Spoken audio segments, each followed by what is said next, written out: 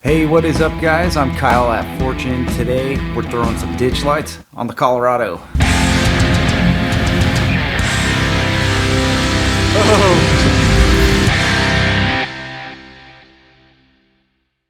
So if you haven't noticed yet, I really like putting ditch lights on my trucks, and there's several reasons for that. Putting those brackets on is super easy. They're at a great vantage point where it's not too high, it's not too low. Pretty easy to wire them because they're already running in behind the hood, all that stuff. If you've been around for a little bit, you've probably seen me build those brackets on the Samurai where we mounted some nightlight cubes on there. Those have been working awesome. On the Suburban, we ended up using some APOC ditch brackets, and we threw some Cali LED lights on there, and those things were freaking awesome. I had no idea they were going to work that well, and I was going to go with them on the Colorado until I bought a bumper. It hasn't shown up yet, but on that bumper, we're going to have a bunch of lights, and I kind of wanted to match those lights with the lights that are in the ditch area. So even though this is my third video on ditch lights, it's actually going to be a completely new setup with different manufacturers and different parts. So first, let me show you the parts that I got, and then after that, we'll throw them on, see how they look. So here is a look at the ditch brackets from Cali Raised. Pretty much the typical ditch bracket. These ones are some of the most complicated ones I've seen as far as bends go. But so far, two things that I really like about this. The first being that the holes that mount into the bottom of the hood there are a little bit elongated, so there is a little bit of wiggle room there in case something's off with the bracket design itself, or the hood dimensions aren't exactly the same as the truck they built these off of, so that could help. And then if you look at the one where the light goes in, it's just circular. Some of them have this backwards, and I prefer this style to where I don't need any play at the mounting point. I'd rather have that play down here where they attach, just in case it's not fitting right. So far they look like they're pretty good quality. Nice textured paint on there, kind of a semi-gloss black, which is kind of my thing anyways. Also in the bag, a little card there, got some of their social media on it, and then QR code that you can scan to see the installation instructions.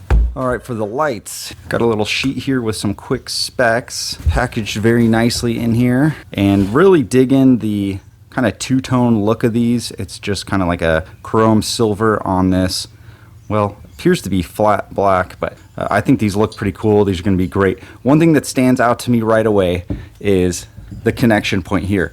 And a lot of the lower tiered lights, they end with just this. So the only way to really take them off is to cut them off. And for me, I like to put that heat shrink on everything. So that'd be a huge pain in the butt. But here you can just have like this regular headlight disconnect and take them off if you want to move them around between white and ambers maybe. Might be a factor for us coming up. But yeah, these look pretty cool. They feel pretty solid. Looking forward to putting these on there and trying them out.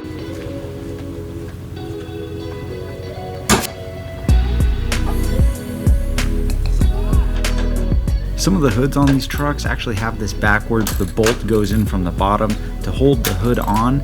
Luckily, this truck basically has two studs going down that hold it to the hinge, so it makes it a lot safer to take both of them off at the same time. But still, I would only do one side at a time. That way you don't have the hood moving around too much, and you're definitely not going to bend any metal that way.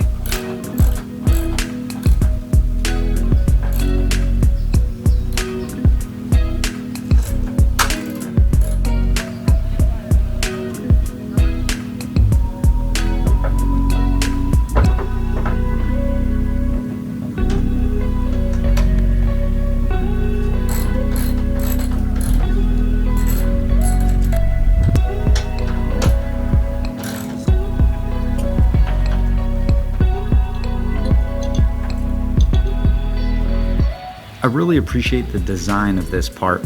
When you're dropping the mounting bolt through the top, a lot of light manufacturers don't allow that to happen. You have to put that bolt in before you attach the base, and I've been known to forget that, so it's really nice to not have to deal with that on these lights. After routing the wire and checking for the test fit, make sure you close the hood slowly to make sure that your hood is still aligned with the body lines and it's not going to bend any of the wires, or in this case that plastic clip. I aligned my lights with the bracket themselves straight and level for now, but when we get more lights I'll probably end up outboarding these so I can get more visibility on the side. So hopefully from that video you could see how easy it is to put these lights on. I mean, it really takes nothing. It takes a screwdriver, maybe a couple sockets, and that's pretty much it. Anybody can do this. Now, we really didn't get into the wiring at all because I'm kind of waiting to do that. I talked earlier about maybe moving these lights around. The bumper that we've got on order is going to hold a bunch of lights, and not really sure where I'm going to put the amber lights versus some white lights, or maybe do all one or the other. Depending on how many lights we do end up throwing on the truck, that's going to like tell me how many switches I'm going to need on my switch panel, and that's going to tell me which switch panel to buy. That's going to be in a later video. Shouldn't be too far from now, so stay tuned to check that out. And yes, this is probably my best board art yet. If you can't tell, that's a 2020 Chevy Colorado LT trim. Ditch lights right there. Kind of looks like a lowrider. Ditch lights not to scale. As usual, if you want to see any of these parts, just look down in the description. I always have links to all that stuff. Hopefully you guys got a kick out of this. Really looking forward to doing more work on the Colorado because we've got a lot of adventures we want to go on with it. Thanks for watching, guys. See you next time.